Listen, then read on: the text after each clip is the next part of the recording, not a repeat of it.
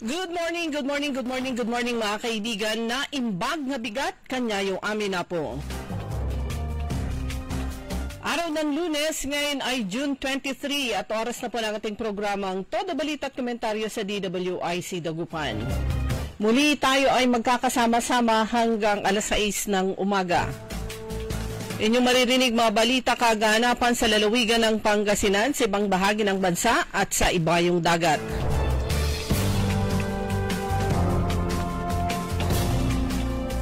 Ang inyong katoda balita, ako si Liway Manantan Iparagire. Aking partner si Kaaron Susan niya daw. At sa technical kasama natin Kaaron Edwin Inong.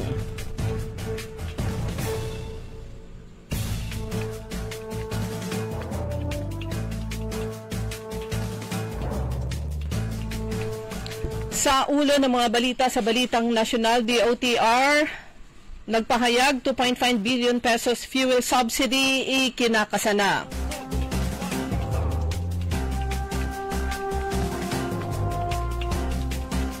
Sagot ni Vice President Sara sa articles of impeachment, inaabangan ngayong araw.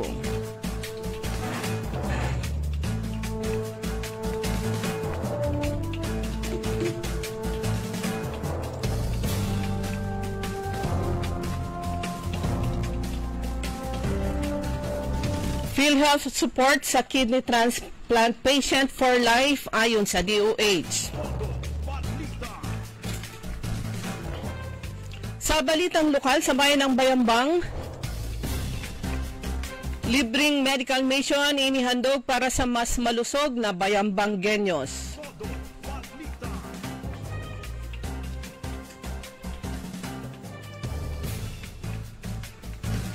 Sa balitang pampalakasan, Alex Iyala target ang ticket sa main draw.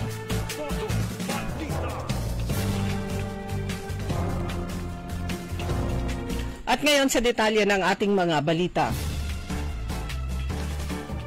Inihahanda na ng Department of Transportation o DOTR ang mga guidelines para sa gagawing pamamahagi ng 2.5 billion pesos na fuel subsidy na inilaan ng pamahalaan sa apektado ng problema sa supply ng lingis bunsod ng tumitinding giyera sa pagitan ng Iran at Israel.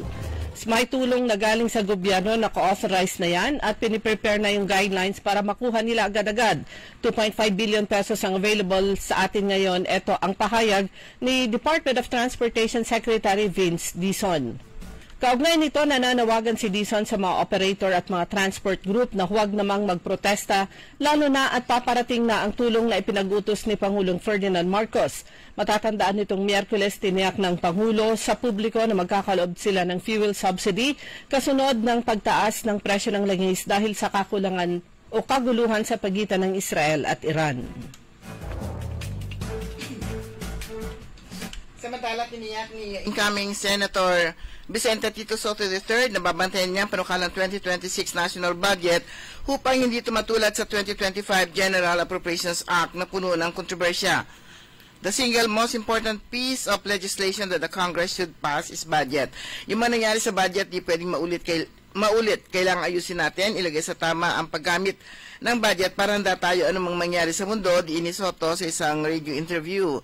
Inamin naman ng Department of Budget and Management na sa makagawaran at line agency na magigipit ang pondo nito sa 2026 kaya't sasalain itong maigi ang kanilang mga budget proposal.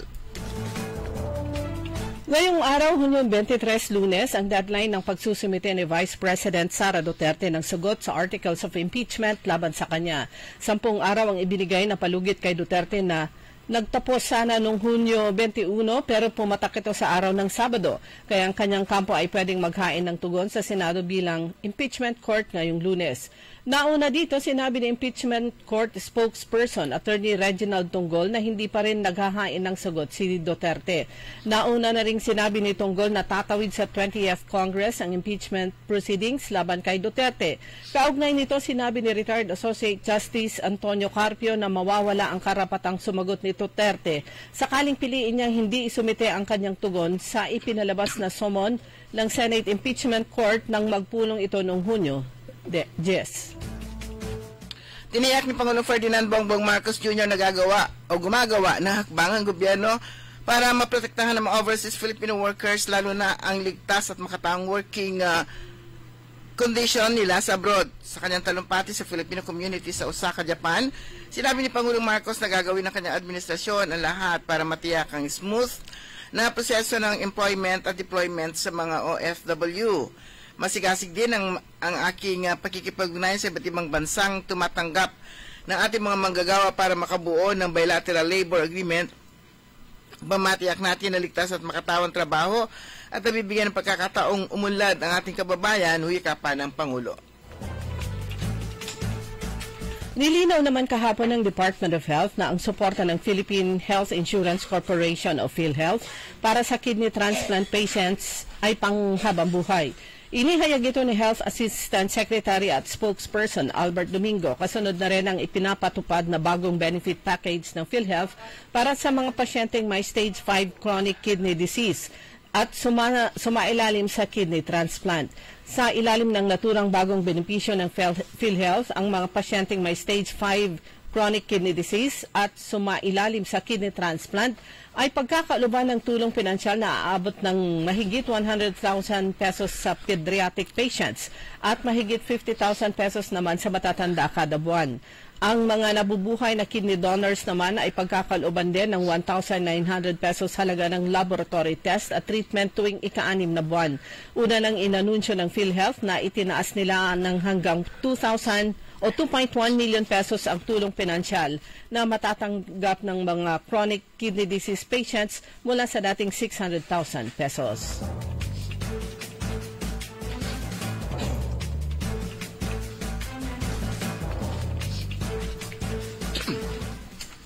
Sa ating balita sa ibaling dagat, pinasabog ng Amerika ang tatlong pangunahing nuclear site na Iran sa Natanz, Isfahan at Fordow kahapon bilang pagtutol sa pagdevelop ng mga Iran ng nuclear weapons. Sa kanyang post sa Truth Social, pinuri ni Trump ang US military na tinawag niyang Great American Warriors dahil ligtas na nakaalis sa airspace ng Iran ang mga ito matapos ang kanilang pag-atake. A full payload of bombs was dropped on the primary site, Fordow Iskan, aniya sa post. Samantala, dinin ni Trump na wala siyang balak na pabagsakin ng rehime ng Iran, kundi ang mga nuclear site lang nito. Iginit niyan ang Iran ang bully sa Middle East at oras na para magkaroon dito ng kapayapaan. Dumako naman tayo sa mga balitang lokal. Sa bayan ng Bayambang, isang medical mission ang muli na namang naghandog ng mga libreng serbisyo bilang tugon sa layunin ni Mayor Nina Jose Quiambao na mapaulawak ang serbisyong pangkalusugan at mas mapalapit pa ito sa mga nangangailangan. Ginanap ang medical mission noong Sabado sa Balon Bayambang Event Center. Sa inisyatiba ni Mayor Nina, katuwang ang Rural Health Unit kasama ang Bankers Association of the Philippines at SM Foundation. Kabilang sa mga serbisyong libreng inalok sa nasabing medical mission, ang libreng medical consultation, chest x-ray, ECG, RBS at circumcision, eye check-up, ultrasound, meron ding dental services at mga laboratory tests para sa chronic o cholesterol at uric acid at saka urinalysis. Nagpapasalamat naman ang mga residente sa patuloy na pagbibigay ng lokal na pamahalaan ng mga libreng serbisyo, lalo na libreng medical services. Samantala, pagdiriwang sa buwan ng Hulyo, ang ng Municipal Disaster Risk Reduction and Management Office ng Bulinaw, Pangasinan, ang National Disaster Resilience Month sa pamamagitan ng pagdaraos ng mga malikhaing kompetisyon na naglalayong itaas ang kamalayan sa paghanda sa sakuna at bumuo ng kultura na magiging matatag ng komunidad. Ang selebrasyon ay may temang lokal na tagatugon, mga bayaning simbolo ng katatagan at dedikasyon sa pampublikong kaligtasan na kung saan ang highlight ay ang crucial role ng local responders bilang mga bayani ng public safety.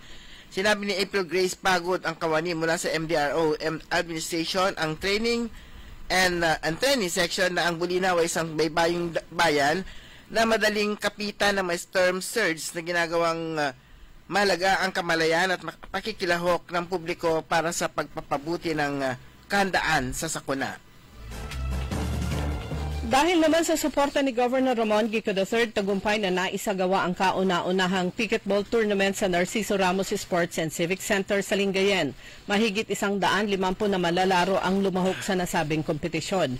Ayon kay Provincial Sports Coordinator Coach Leopoldo Arnaiz, hangad ng paligsahan na maipakilala ang pickleball sa probinsya. Kaugnay nito, pinasalamatan ni Coach Arnaiz ang patuloy na suporta ng pamahalaang palalawigan sa pamumuno ni Governor Gico sa pagpapabuti ng sports sa probinsya. Ang mga buntis at iba pang residente ng Barangay Kalipaan sa Asingan, Pangasinan ay nakatanggap ng libreng pangalaga medikal sa panahon ng Purok Kalusugan Caravan ng Department of Health noong nakalipas na Martes na direktang nagdadala ng mahalagang serbisyong pangkalusugan sa komunidad. Ang mobile health program sa panguna ng DOH Pangasinan sa pagtulungan ng Rural Health Unit ng Asingan ay naglalayong maabot ang mga malalayong lugar na may pangunahing suporta sa pangangalagang pangkalusugan. Ang Barangay Kalipaan ay ang ika-15 na lokasyon sa Pangasinan na nakinabang sa inisyatiba. Kabilang sa 150 na benepisyaryo ay si Ivy Tamayo, isang buntis na ina sa loob ng 2 taon na nagbahagi kung paano naging napapanahong kaluwagan ang programa. Nagpasalamat din ito sa programang Puro Kalusugan dahil mas madali nang ma-access ang mga check-up. Hindi na raw kailangan bumiyahe sa bayan, sa town proper, aniya.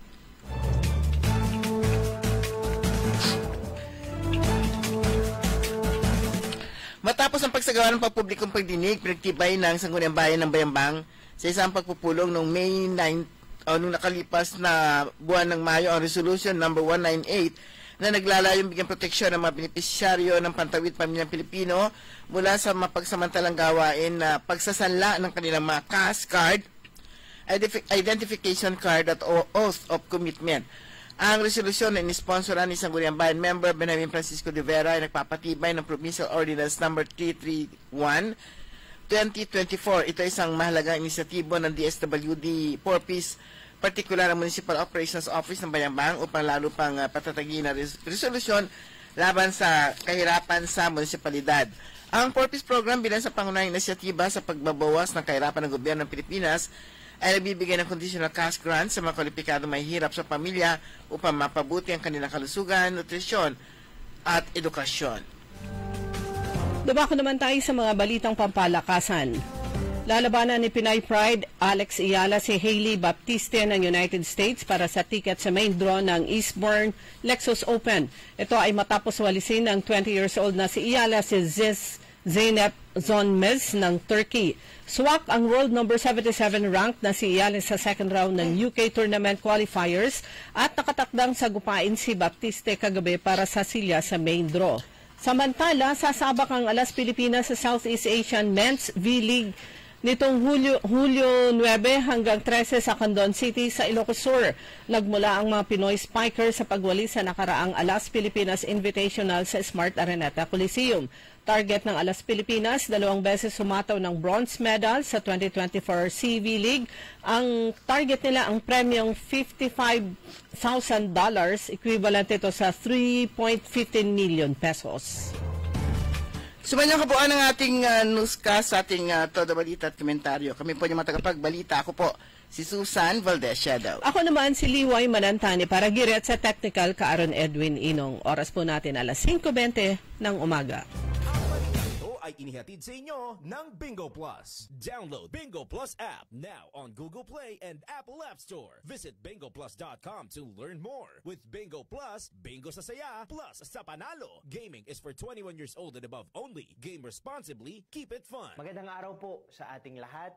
Inaanyayahan ko po kayo sa buwan ng Marso na sa gaganapin pong 100 Islands Festival na magsisimula po itong March 7 hanggang katapusan.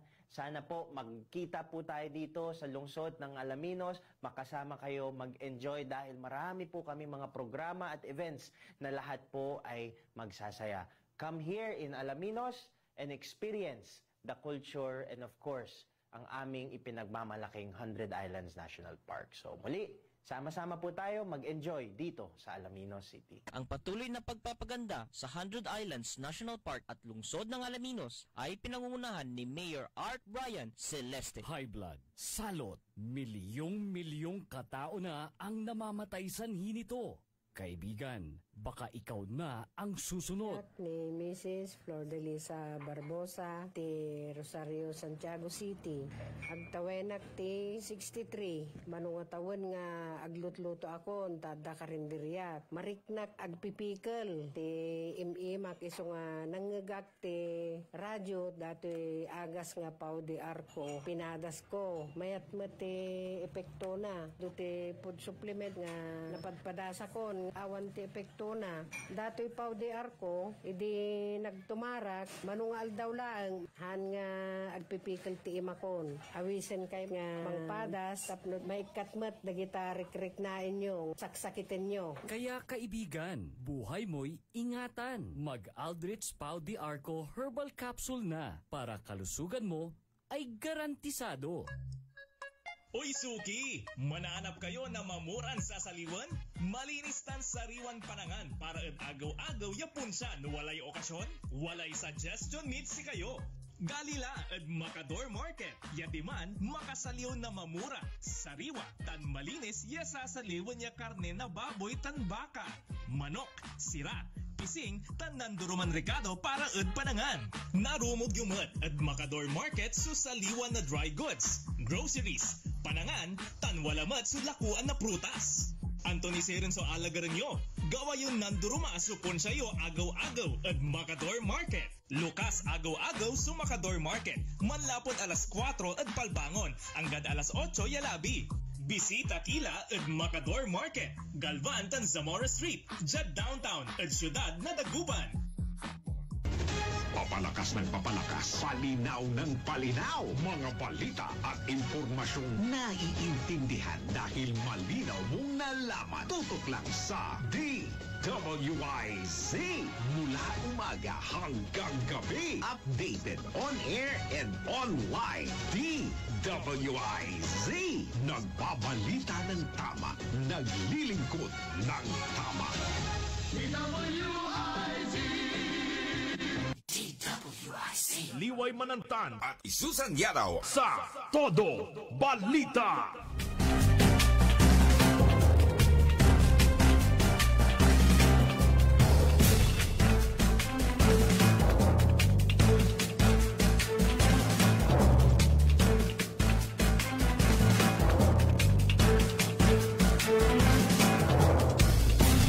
Oras na po natin mga kaibigan, alas 5:24 na po ng umaga sa pangalawang bahagi ng Todo Balita.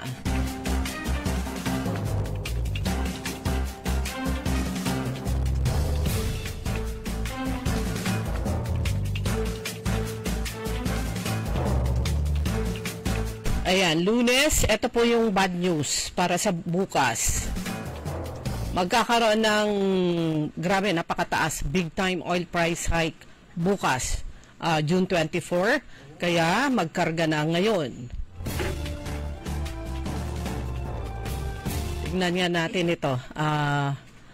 Bukas, napakataas eh. Napakataas. At tataas pa siguro ito. Ang galaw ng presyo ng gasolina, mga kaibigan, pinapatupad yan, ini-implement tuwing Martes. At bukas nga, ito yung the biggest so far na oil price hike. Nahanap ko yung yung presyo kada litro ng puro video naman nabuksan ko. Kasi sabi ko, screenshot ko, hindi ko na rin sa Shell kasi ngayon 55.60 yung anong tawag nito, yung unleaded tsaka premium. Pero yung sa diesel kasi hindi ko kasi nasisilip. So, ako expected na tataas. Sana hindi, kung magkano yung big time nila na na pagtaas, siguro more or less 4 pesos eh. Ayun, laki nga. Big time talaga. Oo. So, sigurado niyan, mamayang gabi, sarado na yung mga gas station. Kaya, magpa-gasolina ng maaga. Malaki siya. Premium diesel. Pero meron pa namang oras para, yun nga, meron pa maghapon para magpagasolina. Kaya lang baka nga yung iba, dahil naasahan nga nakatakda na yung mataas na pagtaas ng presyo ng gasolina, baka maaga silang magsabi na may problema, may problema yung hindi makapag-pump yung kanilang para lang makapagsara sila at may antay hanggang bukas yung kanilang mga stocks. Yung talaga sinasara talaga nila Ilang beses ko na yun na experience. Kapag ka naman bababa naman, hindi naman sila nagbubukas ng maaga. Hindi sila nagbubukas ng maaga. So ganon. Well anyway, wala ka na rin magagawa. Ito, yung diesel as of yung presyo na to na yung proposed na taas as of June 20. Ang diesel tataas ng 4 pesos and 30 centavos hanggang 4 pesos and 80 centavos. So yun, naglalaro sa presyo na yun. Ang gasoline 2 pesos and 60 hanggang 3 pesos ang pwedeng itaas. Samantalang yung kerosene naman 4 pesos 25 centavos hanggang 4 pesos and 40 centavos ang pwedeng itaas. Kada litro po yan. So, ito as of June, kwantuya ay, so yung final, kumahanap yung depende sa di ba? Oil company. Yes, oo. Hindi naman pare-pareho. Kapag ka yung Shell, yung Shell, Petron, yung medyo parang premier na klaseng gas, medyo mahal. Yung kung bakit, branded. Pag yung mga Centrum, tsaka Unioil, mga gano'n, medyo naman na, medyo mas mura siya ng konti. But anyway, yan yun. Talagang hindi maiwasan nga po dahil sa nangyayari nga pong giyera sa Iran at saka Israel. At kahapon, ayun, pinasabog na ni Trump yung 3 site. Ang galing nila, no? Kung bakit nila napupugta kung nasaan. Pero yun nga, mukhang napasok ang Iran. Kaya natukoy nila kung saan yung mga yung posibleng paggawaan yung mga nuclear sites. Ang sabi naman ni Trump kanina nga, doon sa binasa nating balita, wala silang planong durugin yung gobyerno, kundi yung mga yung mga potensyal na paggagawaan ng nuclear. Nakalimutan ko yung term, yung mga pag nagpapalipad sila ng missile, diretso na dun sa target. So kumbaga pointed na kung ano yung target nila. Kailang meron, lalo na kung populated area, yung lugar na target nila, meron nagiging casualty ng mga tao. Kasi kung tinarget nila doon sa taas, nagsalubong doon sa taas, imagine mo kung saan pupunta yung yung mga sharp nails niya, sa baba din. Sabi nga, kahit nga nasa taas na taas pa rin yun, yung mga pinasabog na na sinalubong nila, yung sinalubong, yung materm nga nila sasalubungin nga nila doon. Imagine mo, saan pupunta yun, hindi naman pataas, kundi pababa rin. Parang yung mga din nga, yung sa bala nga, na kapag pinipigilan kapag January, na bawal magpaputok, although sa taas naman nagpapaputok, bumababa din yung bala. Ganon din yung doon. Kaya marami rin yung mga, although hindi sila yung target, although target talaga rin sila, napipigilan nga lang, nami-minimize, pero pa rin sila. Marami pa rin yung mga affected. At may mga kababayan na nga tayo na may mga kababayan na rin tayo na naapektuhan. Pero nga, ayaw din talaga nila umalis pa rin sa Israel. Talagang gusto pa rin nila doon manirahan. Yung nakita ko nga isang video na nirepost ko, sabi niya, this is life in Israel. Pagkatapos daw ng barrage of bombings, lalabas na sila, magpa-party na sila, nagsiswimming. Yan, siguro, yung area siguro na malayo doon sa mga target. Na lang siguro din nila yon para hindi sila ma-stress. Kasi pagkatapos nga nila magtago, lalabas sila sa para wala nangyari. Although nasanay na nga sila. Nasanay na sila sa ganung buhay. So Lunes ngayon mga kaibigan, siyempre andyan yung Monday flag raising ceremony so program ng kada local government units at mga government agencies. Pero mukhang okay pa naman ang lagay ng panahon. Pero ang tanong, magkakaroon kaya ng session ngayon, ang Sangguniang Palalawigan? Yes, meron session ngayon ng Sangguniang Palalawigan. Ito na yung pinakahuling session nila. Dahil sa 30 oath-taking ng ilang mga newly elected and re-elected mga officials, tinaon talaga nila sa June 30 And then July 1, ito na yung pag-uumpisa ng kanilang termino. Pero si Governor Ramon Gico III, hindi ko alam kung kasama ang buong, siya lang kaya, o sanggunian o si Vice Gov, sa sila, sa 30, ang kanilang oath-taking. Parang alam ko parang hindi sila sabay. Parang narinig ko na, na hindi sila sabay. Sa 27 naman kasi kasabay yata yun.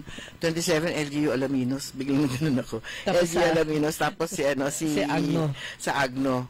Ayun. 28, meron din mga nakaschedule. Tapos na rin si Congressman Mark nung Sabado yata. Sumabay dun sa natin, district awarding natin. So yan, sunod-sunod na yung mga yan. Di ba, maagang-maaga di ba? Meron sila yung mga 16 pa lang. Para nga naman matapos na. At hindi sila sumabay doon sa marami. At para maka-attend sila doon sa oath-taking ceremonies ng iba. Hindi naman oath-taking yun. Ano tawag ba doon? Oath-taking nga ba? Oath-taking na. Oath-taking Kasi na. nung nakaraan, proclamation. Okay. So, oath-taking na. Parang formal lang talaga na uupo na. Pero yan, asahan natin. Mamaya, last day na kasi ng sangguniang palalawigan, so isa lang naman yata mag-graduate. Si board member Bince. Dalawa sila. Ay, dalawa. Sino pa isa? Bince and Perez. Ayun. Parehong 6th district. So, dalawa yung mamaya. Dalawa at sa susunod na Lunes, ayan, makakasama na nila si board member babalik si former Ranjit Chahani, former board member, former vice governor Ranjit Chahani, at saka yung anak ni board member Bince. Anak niya yung yung at saka isa. Meron pa, yun pala, hindi lang pala doon. Meron pa sa 5th district si board member Tababa. Si board member mapapalitan.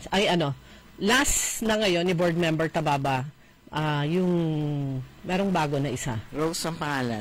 Rose. Basta hindi si Rose kayon. Rose Sampaga. Basta Rose. Ang ganda naman Rose Sampaga, Rose na Sampaga pa. Yan. Sige. Search. Ang ingay ng Na-inter Rose Apaga. Yun. Sampaga. At least Rose malapit-lapit Apaga. na. Elected board member dyan sa 5th district kasama ni re-elected board member Nicolay John Louis Sison.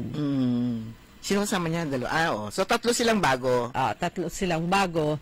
Pero si incoming board member Rose Apaga, siya lang yung opposition. Mula sa opposition. Okay. Parang parang dito sa Dagupan, iisa lang ang mula sa magiging opposition. Ayan. Pero mga kaibigan, oras po natin, ganap na alas 6, alas 5:35. Babalik po tayo pagkatapos po lamang na ilang paalala. Ladies and gentlemen, the new face of your favorite resto bar in Dagupan City. The original party place in town. The Music Warehouse Club, Dagupan City. No need to go to Manila's top bars like Silo and BSK Club. Dagupan has it all. Fully air-conditioned with free entrance, free parking, and restrooms for all. Doors open at 7 p.m. Do well, live well, and dress really well. Find us at Paris Street, Barangay Pogo, Chico. Contact us at 075-522-2617. Reserve your tables now.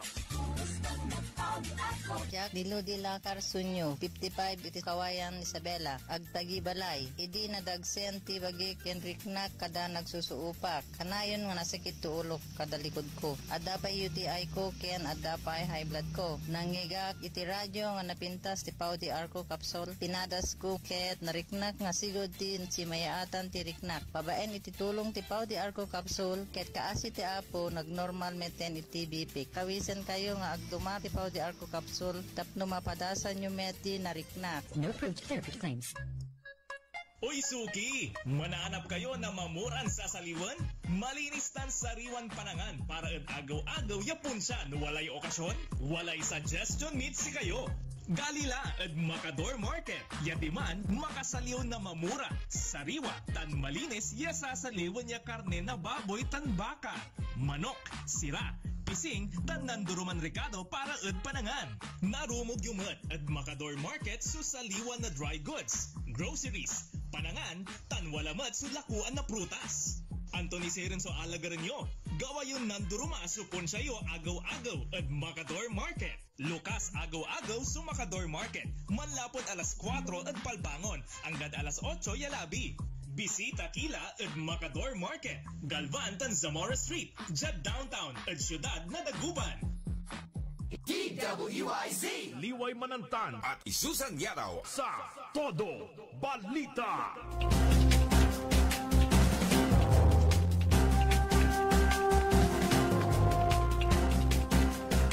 Oras na po mga kaibigan, alas 5:37 ng umaga. Maganda yung para sa akin maganda yung ginawa ng Sangguniang Bayan ng Bayambang, yung patungkol sa mga 4-piece na nagsasangla ng mga kanilang card. Actually, hindi po bago kasi yung usapin na yan. First year, second year pa lang ng 4-piece program ng national government. Meron na yung mga issue na ganyan. At hindi ko makalimutan talaga yung isang issue noon na ang sanglaan, meron yung sa isang bayan, sanglaan nila dun sa asawa ng mayor. Oo, alam ko yan, banda dun. Oo, tapos parang sa 4th District. Hindi siya 4th. Diyan sa banda yan? Sa iba lang yun. Marami sila. Kaya parang sinulatan sila ng PhilHealth. Dito naman sa Dagupan, nabalita rin. PhilHealth, DSWD kasi 4-piece. Dito rin sa Dagupan, naririnig ko rin parang, hindi naman siya empleyado, pero malapit sa patugan, kaya parang nandiyan lang di siya kalat-kalat. Oo. Pero hindi lang sanglaan din ng yun, sweldo. Lahat na. Yun dyan sa Dagupan nun. Okay lang yun siguro yung sweldo, kaya lang yung yung naman yung purpose, kasi yun lang yung... nga, hindi naman. Oo, yun lang yung inaasahan din nila, para nga doon sa kanilang mga anak din sana, kaso... Isasanglan nila.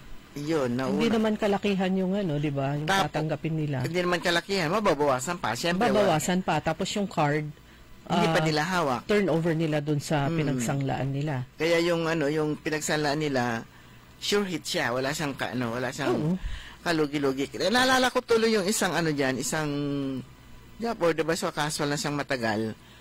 Nung isa mo sana siyempre may tinanggap din siya, tagal niya sa gobyerno. O ngayon, makikita mo, nandiyan lang, minsan nangihingi. O kasi yung yung kinita niya lahat o yung kanyang separation ba, tawag ba doon? Pinambayad lang niya na utang. Sabi ko sana yung binayaran na lahat. Ngayon, nung nasabat mo, ayan, mikro. Yan yung mga nakakalungkot mga kaibigan. Actually, ganyan din yung noon, 10 years ago or more, meron din yung sanglaan ng tumatanggap ng sweldo. Sasangla sa kanya yung sweldo. Kung minsan kasi nagigipit talaga, kaya lang kung isasangla mo naman ng buo, paano ka na? Kaso, yun kasi yung parang pinaka nila pinaka-collateral. Kaya yun yung kanila binibigay. Hindi naman sila lalo na malit lang So, ano yung collateral mo? Paano ka makakabayad kung malit lang nga naman yung tinatanggap? So, sigurista naman si nagpasanla, kaya kinakapture yung kanilang mga yung kanilang mga card. So yung pagsasala po ng mga cash card at iba pang kaugnay na dokumento, sumisira daw sa layunin ng programa na nagkukulong sa mga benepisyaryo sa isang cycle ng pagkakautang at maasa na lang sila doon, pagdepende.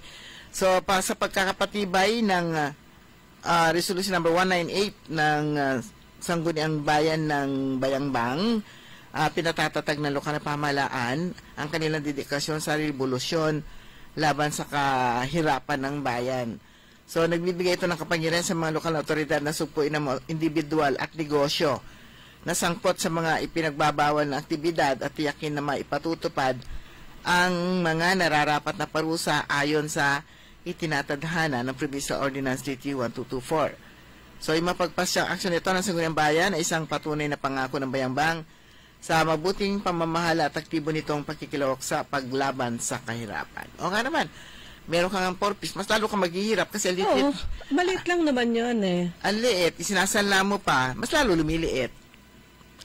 Pero yun nga, sinasabi nga natin, kuminsan, di mo rin sila maintindihan mo rin sila kasi kuminsan talaga nagipit din. Pero sana, nung sinangla nila yung pera na natanggap nila, ay para talaga sa basic needs nila.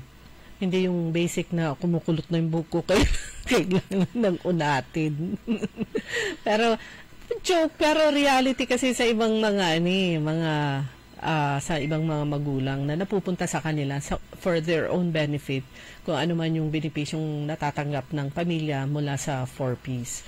Pero merong mga inilalabas po ang DSWD ng mga success stories ng ng 4Ps. Kaya lang sa dami, milyon yung nabibigyan yung ng recipients ng 4Ps. Pero iilan lang naman yung yung nababalita na success story. Iilan lang naman yung Kaya nga kuminsan yung isang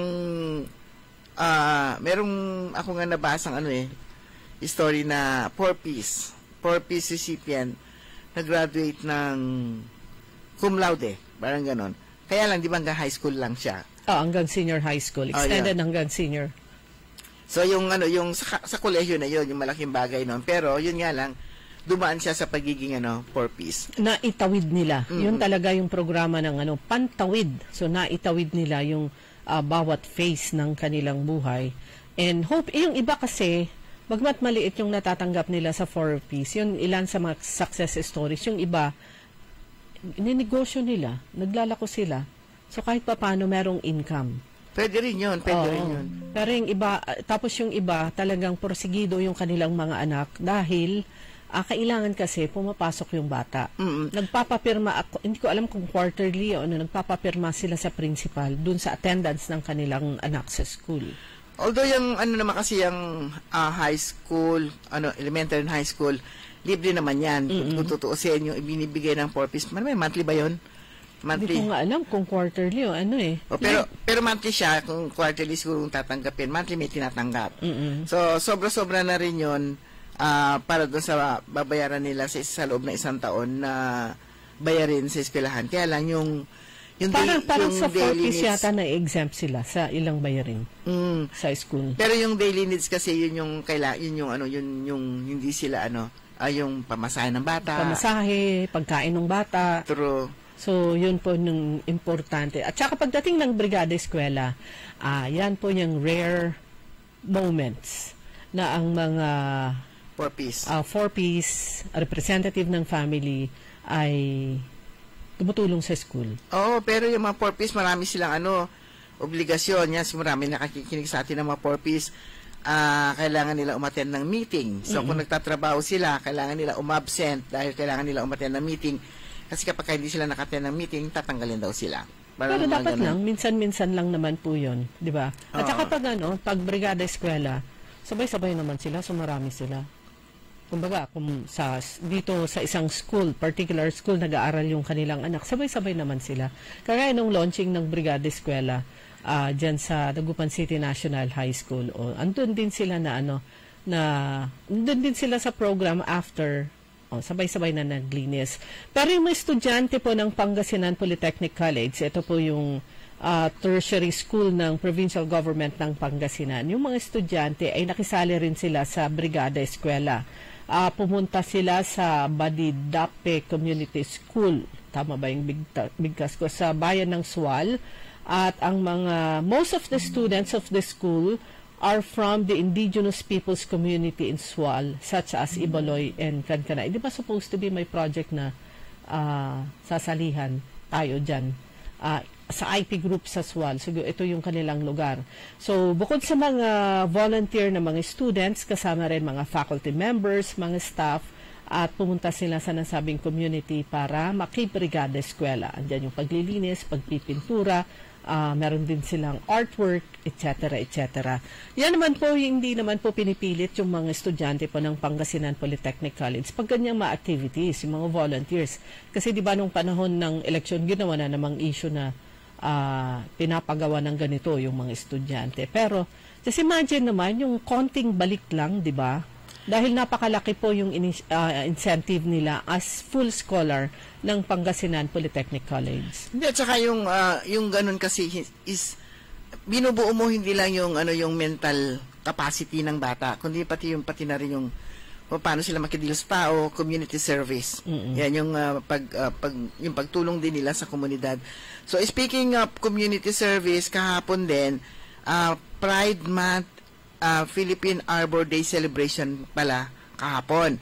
So yung mga opisyal ng poblasyon sa Bangan, sa Guniang Kabataan at mga kawani ng City Agriculture Office kasama ang miyembro ng LGBTQIA. May plus na. Meron ng A. LGBTQIA plus. Dati hanggang I lang, di ba? Dati LGBT. Tapos naglagyan ng Q. Tapos may I na, may A na. Nilagyan na ng plus kasi ibig sabihin maaaring madagdagan pa. Community, LGBTQIA plus community nagsagawa ng tree planting activities sa City Tree Park sa Barangay San Vicente kahapon. So bahagi ito ng kanilang pakikisa sa pamahalaang lungsod na Alaminos sa pamumuno ni Mayor Art Brian Celeste sa selebasyon ng Philippine Arbor Day at Pride Month. Meron na palang Pride Month. Meron. Taon-taon sineselebrate yan at nagkakaroon din. Yung iba, sa ibang lugar nagkakaroon sila ng parada, nagwawagayway sila ng multicolored watawat, meron silang parang ganun, at saka marami yung umaattend. Ito yung pagkakataon naman na sinusuot nila yung gusto nilang isuot, kulay, anyo ng kasuotan, ayan, yung sa Pride Month. Ayan, ginabayan sila ni Adapt a Mountain Project in Charge, si Sao Jester Tolentino. Ayan, mag-adapt a mountain din tayo doon. Kasi wala tayong mountain dito sa Dagupan. Mga kaibigan, ang oras po natin, ganap na alas 5:48.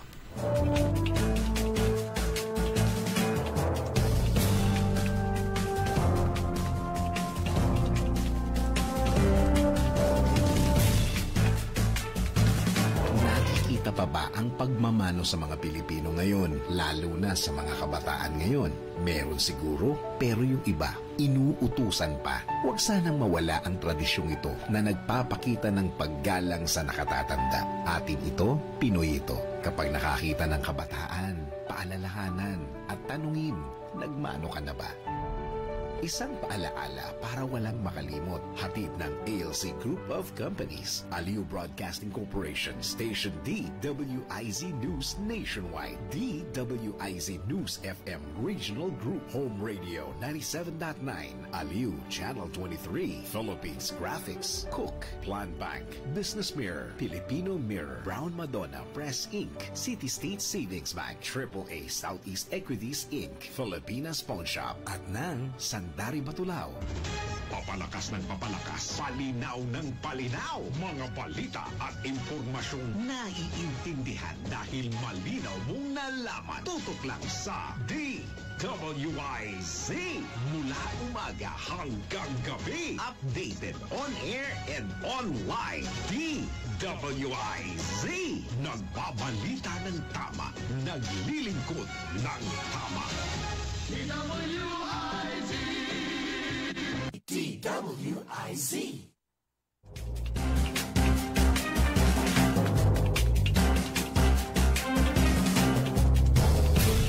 Okay, meron na lamang po tayong 10 minuto bago mag-alas 6 ng umaga. Good morning sa lahat ng mga magulang at saka mga guardians na nagpiprepare. Wala namang kahapon, umulan lang ng malakas ng hapon. Dami ng tanong, pero kayang pasok bukas.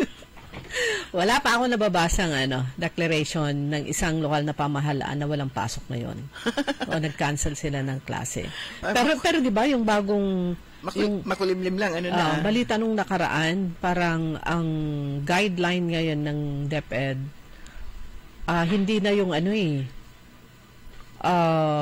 yung localized dun na mismo sa lugar kung anong sitwasyon. Sila, kumbaga, school-based na yung, ang pagkakaalam ko, school-based na. Or yung sa lugar, kung malakas ang ulan doon at baha, de-declare sila ng cancellation ng klase o kaya suspension. Unlike before na yung typhoon signal, di ba? Ang basihan ng cancellation ng klase. Pero ito, marapit na yung kanyang term, malapit nang matapos yung kanyang term si Congressman Christopher De Venecia ng pang-apat na distrito ng Pangasinan.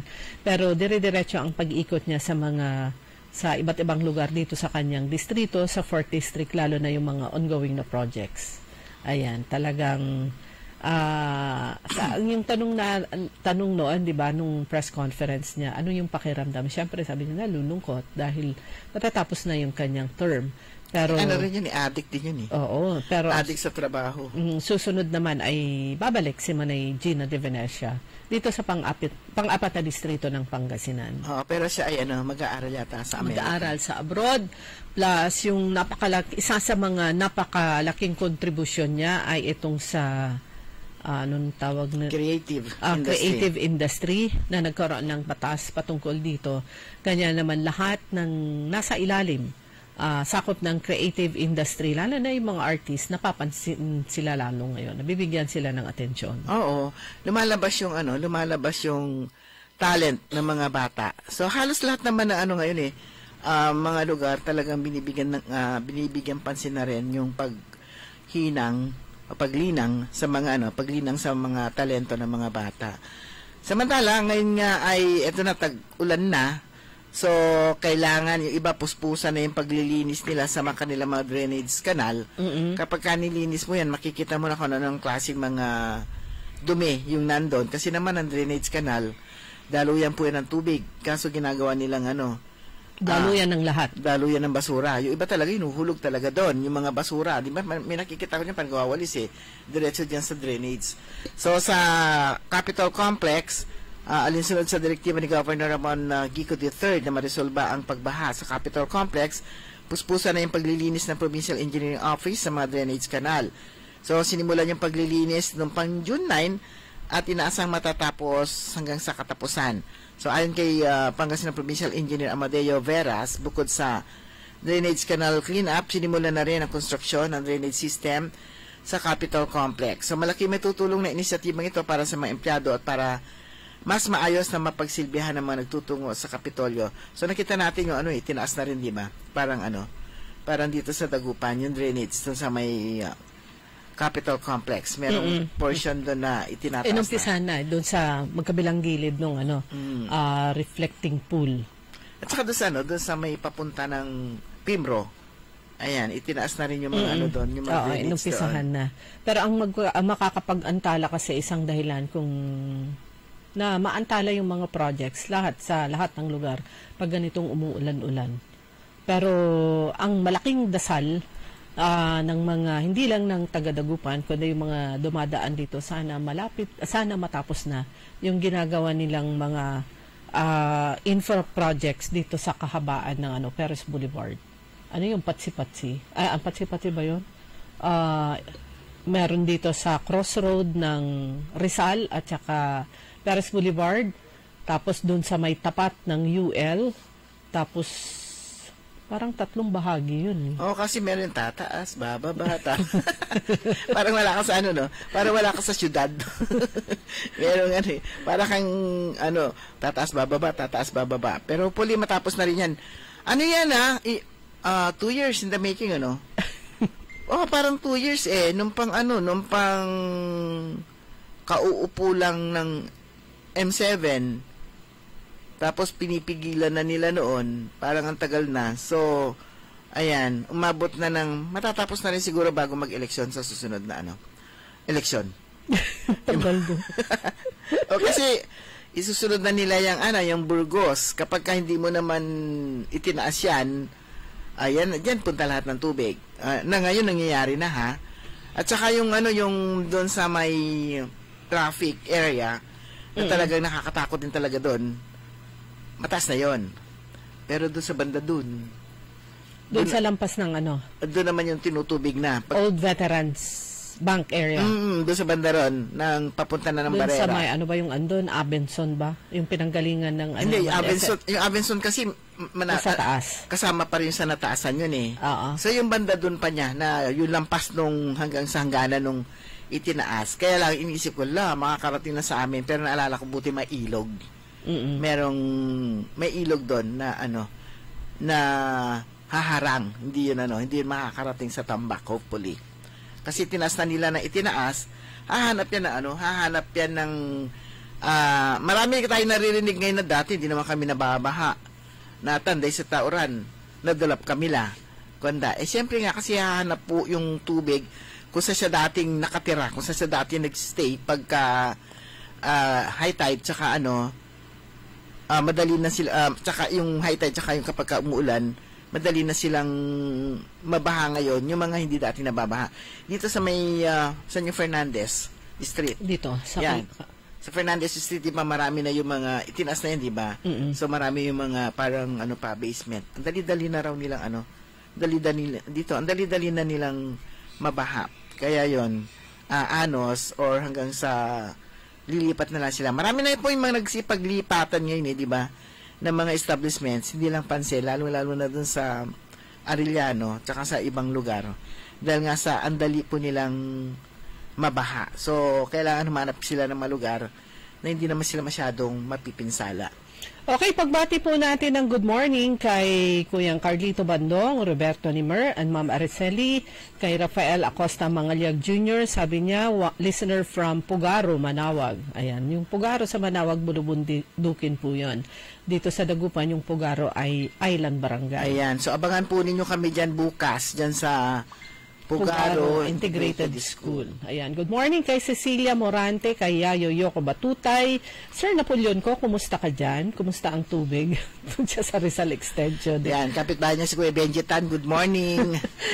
Kay Achikora Aquino at Kuya Marjan sa tabang good morning. Kay Madam Roske at mga kasamahan natin sa Inner Wheel Club of Downtown Dagupan na the winningest club sa Inner Wheel Clubs of the Philippines. Yan. Hindi lang district. Ibig sabihin, sa buong Pilipinas. Sa buong Pilipinas. Congratulations, Papansit. Oo. Sa sa 27 na lang ako mag-blow out. Tagal naman. Malapit na yun, week na to na yan. Sa Friday. Yan na ba yun yung sa club? Oo. Ha?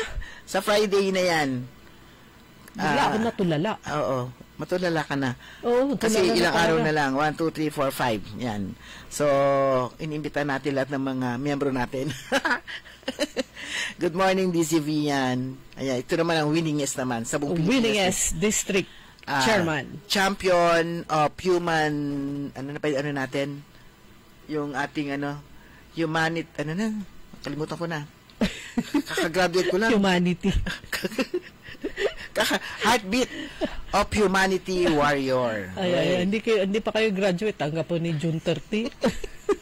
Parang yung M7, Majority 7 ng Sangguniang ang panlungsod ng Dagupan, meron pa sila hanggang, councilor pa rin sila hanggang June 30, kagaya ng iba na magtatapos ang kanilang term sa June 30. Parang tinawag niya na ako ng IPP. Ano pa ako? President pa ako hanggang 30. Tsaka mo na ako tawagin IPP. Parang sa July 1. Oo, sa July 1. Pwede na akong IPP noon. Ay, ganun ba? O sige, sorry. Okay, mga kaibigan, wala na po tayo sapat na oras. Mabuti alas 6. At tabayanan po ninyo susunod agad, All in the Morning. Makasama po ninyo si Karen Orly Navarro. Programa Todo Balita at Komentaryo. Kami po niya nakasama sa technical side. Si Ka Edwin Inong. Ako po si Liway Manantan Iparagire. Ako naman si Susan Valdez Yadaw. Magandang umaga po sa inyo lahat. Ang balitang ito ay inihatid sa inyo ng Bingo Plus. Download Bingo Plus app now on Google Play